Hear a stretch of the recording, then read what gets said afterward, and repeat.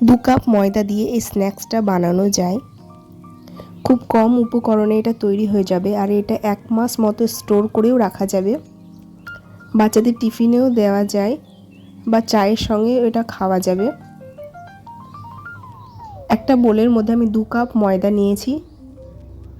দিয়ে দিচ্ছি 1 চা চামচ কালো জিরে, খুব সামান্য পরিমাণে নুন আর দিয়ে দেব 1 চা চামচ চিনি আর দিয়ে দেব রিফাইন্ড অয়েল। রিফাইন্ড অয়েলের পরিবর্তে ঘি বা বাটার দিয়েও ময়ামটা দেওয়া যায়। হাতে একটু সময় নিয়ে ময়ামটা দিয়ে নিতে হবে। যখন এরকম দলা পেকে যাবে তখন বুঝে নিতে হবে যে ময়াম দেয়া হয়ে গেছে। এবারে অল্প অল্প করে জল নিয়ে ডোটা তৈরি করে নিতে হবে।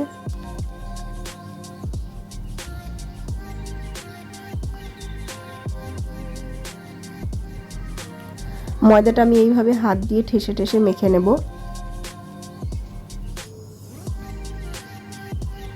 ময়দা মাখা হয়ে গেছে।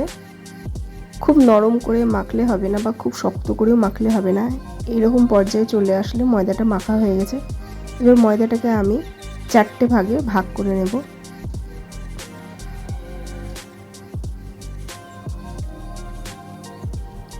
প্রত্যেকটা লেচি আমি গোল করে রেখে দেব। একটা লেচি ময়দা দিয়ে আমি বেলে নিচ্ছি।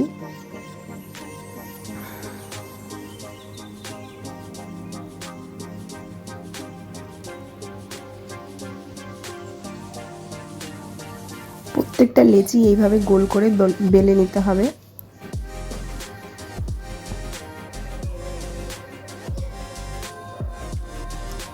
সবগুলো বেলা হয়ে গেছে। উপর থেকে আমি একটা ব্রাশ দিয়ে তেলের এভাবে ব্রাশ করে নেব।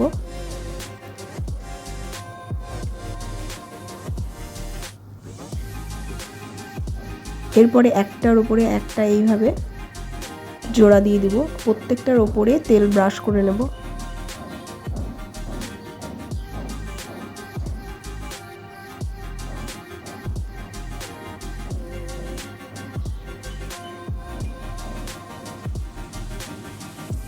এইবারে সবগুলোকে আমি একসাথে বেলে নেব।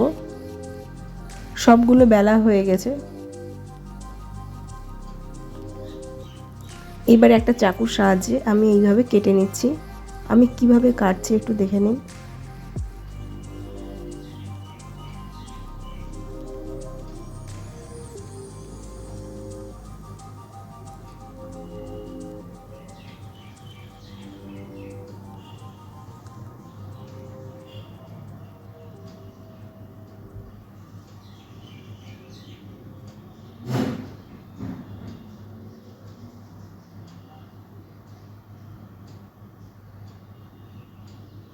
সবগুলো কাটা হয়ে গেছে। এবারে একটা টুকরো নিয়ে আমি দেখিয়ে দিচ্ছি কিভাবে আমি বানাবো।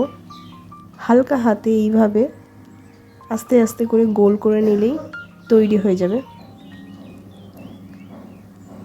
এইবারে এইখানে একটুখানি জল দিয়ে এটাকে জোড়া দিয়ে দিতে হবে, না হলে এটা খুলে যেতে পারে। আবারও আমি আর একটা বানিয়ে দেখাচ্ছি।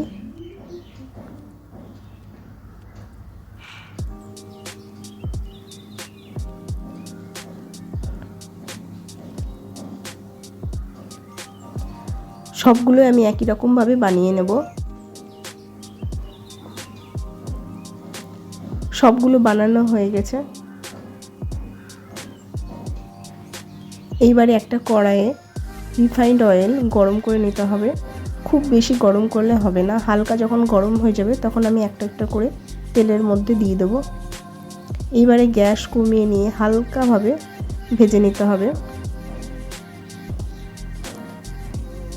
হালকাভাবে নেড়ে চেড়ে নিয়ে ভেজে নিলেই রেডি। এইটা গোল্ডেন ব্রাউন করেই ভেজে নিতে হবে আর এটা খুব ক্রিস্পি হয়। রেসিপিটা ভালো লাগলে অবশ্যই একটা লাইক করবেন। চ্যানেলে নতুন হয়ে থাকলে চ্যানেলটিকে সাবস্ক্রাইব করে পাশে থাকবেন।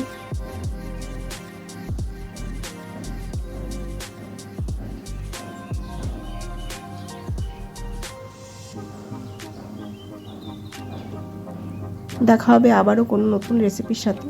ধন্যবাদ।